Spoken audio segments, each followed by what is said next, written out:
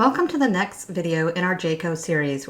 Today we'll be setting up the tabletop mounted elevating multi-link mobile arm support. From the top layer, you're going to want the longer proximal rod with the collar attached, the 5/32 hex wrench, and the bag of rubber bands.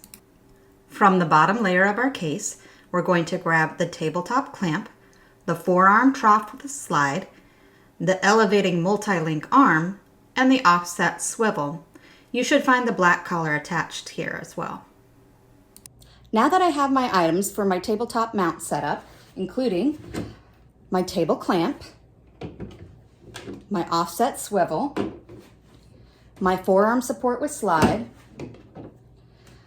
my proximal rod, my multi-link elevation arm, and my 5/32 wrench, as well as my rubber bands. I'm ready to get started. Let's get this on the table.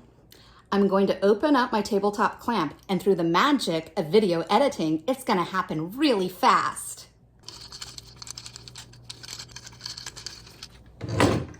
All right, I'm ready to put it on the table.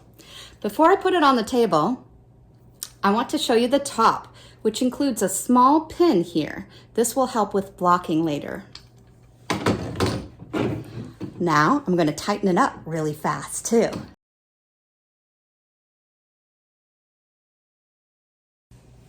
Now that I have my clamp securely attached to the table, I can put on my proximal arm.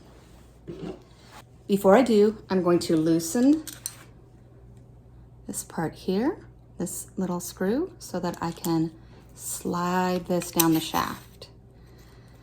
This allows me to decide how high I want my bar to go. I'm going to place it about here, and I will tighten that screw back up. This nub here will block it from rotating forward if I need to. In our next video, we'll go through attaching the elevating multi-link arm. Thanks for watching. Check out the next video in the series for our next steps.